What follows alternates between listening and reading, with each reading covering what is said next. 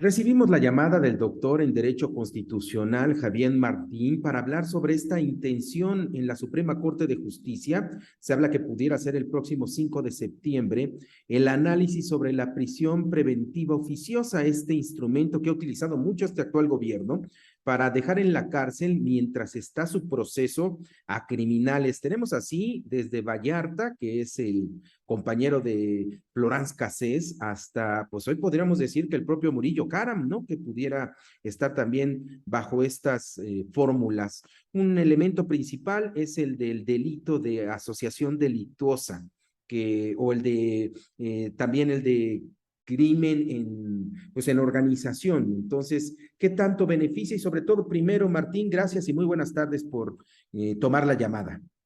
No, hombre, al contrario, Alberto, siempre es un gusto saludarte a ti y a todo el auditorio. Muchísimas gracias, doctor. ¿Cuál es tu opinión sobre esta figura de la prisión preventiva? ¿Es realmente constitucional? Porque además, como estaba yo diciendo, es un instrumento muy socorrido por esta administración.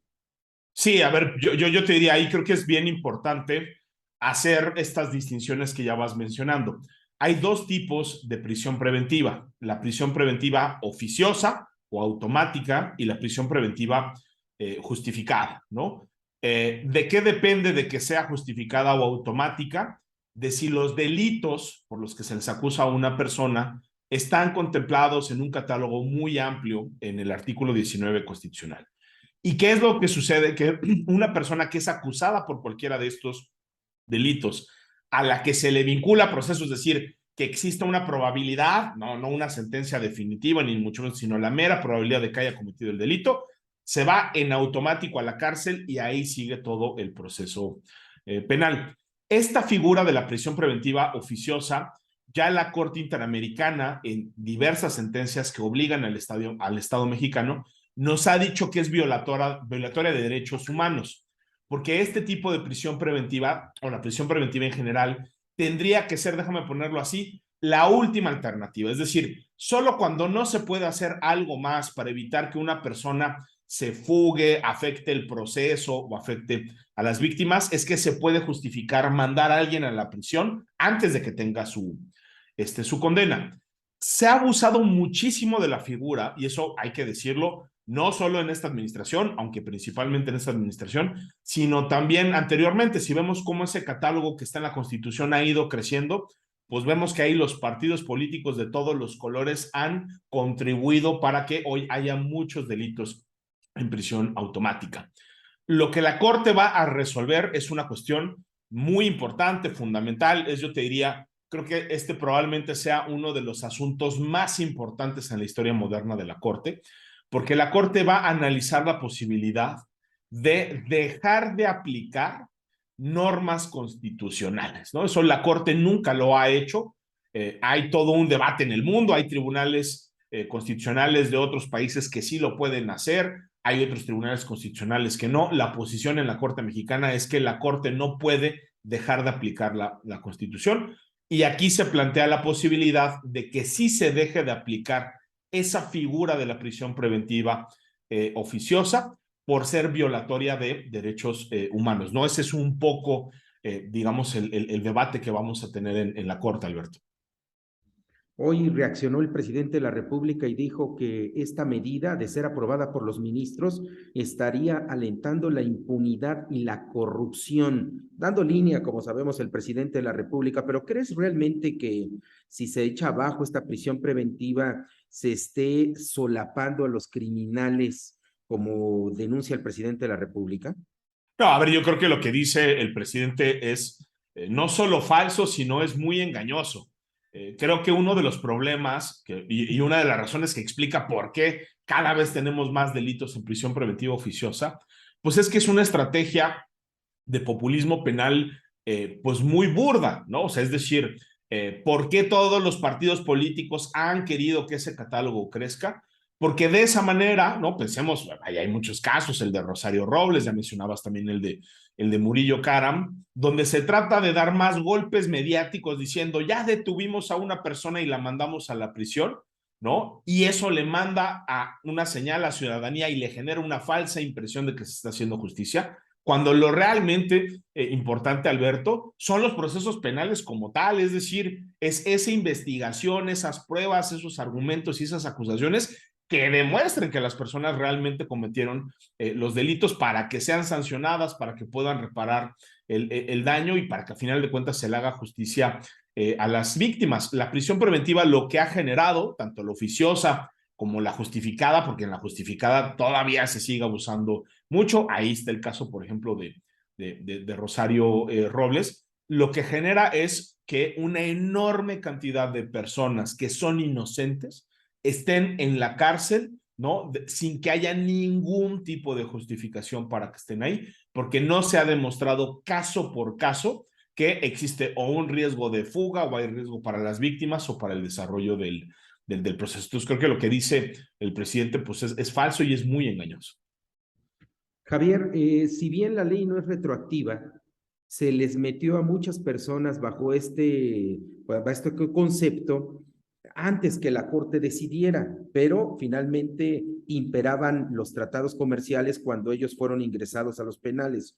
Si la Suprema Corte echa abajo esta utilización o este instrumento de la prisión preventiva oficiosa, estaríamos viendo salir a mucha gente de la cárcel inmediatamente, alegando que se está violando pues su debido proceso en este caso.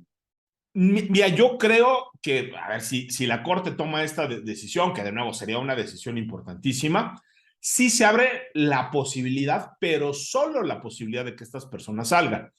¿Por qué? Porque hoy el esquema con la prisión automático es te vas directo a prisión, no hay ningún tipo de evaluación, ¿no? De estos tres parámetros que te comentaba, ¿no?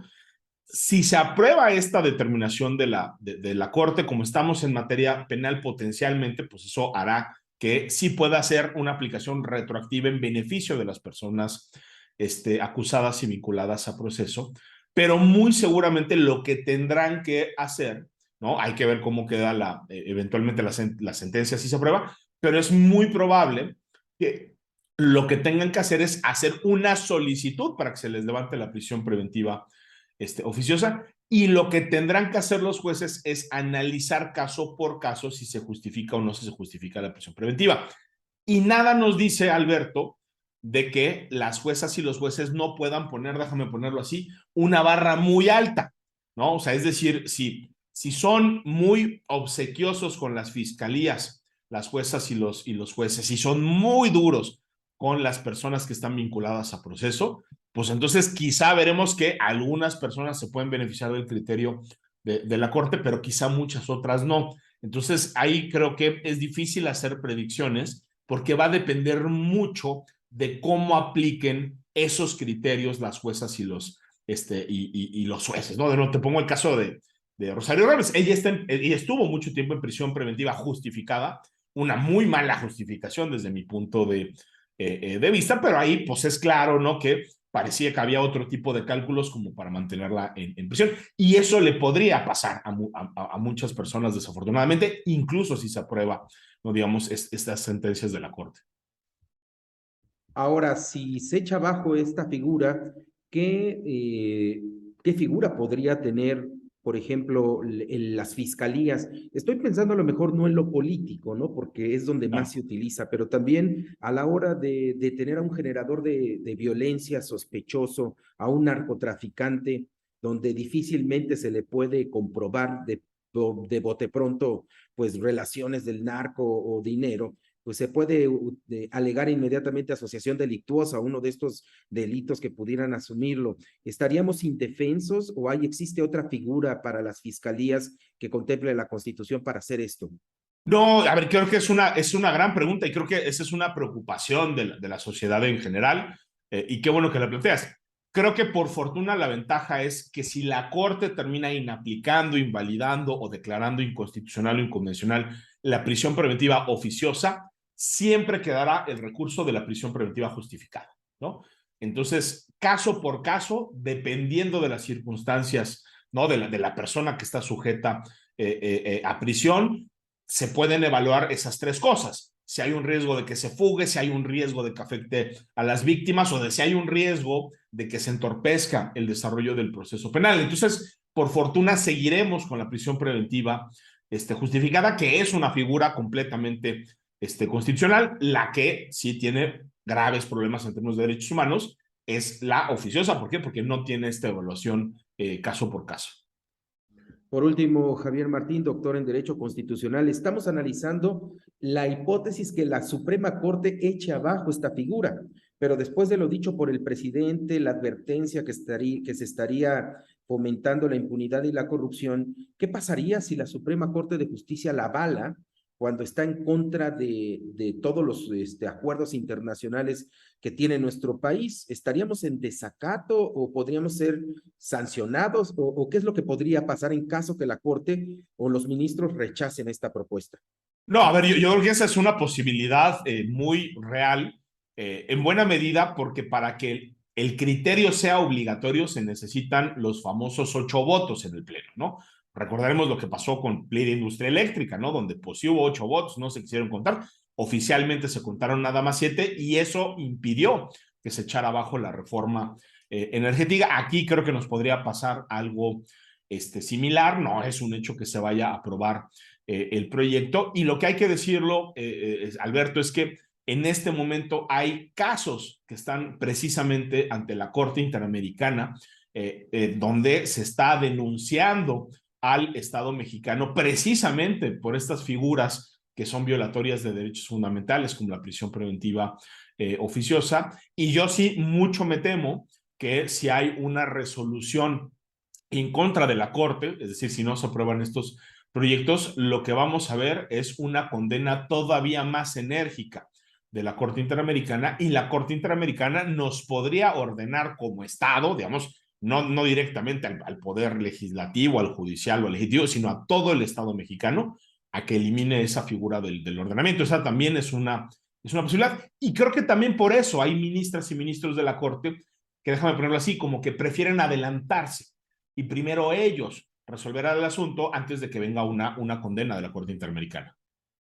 Muy bien. Javier Martín, doctor en Derecho Constitucional, te agradecemos muchísimo esta plática y seguro te estaremos molestando porque pues van a sonar casos interesantes, ¿no? Hay muchos de carácter político que pudieran ser, pero también del crimen organizado en donde estamos verdaderamente pendientes y sobre todo en deuda con la sociedad, con la violencia que se está viviendo en estos momentos. Muchísimas gracias, Javier. Te agradezco mucho esta plática que sostuviste con nosotros. No, hombre, al contrario, siempre un gusto, Alberto. Te mando un abrazo.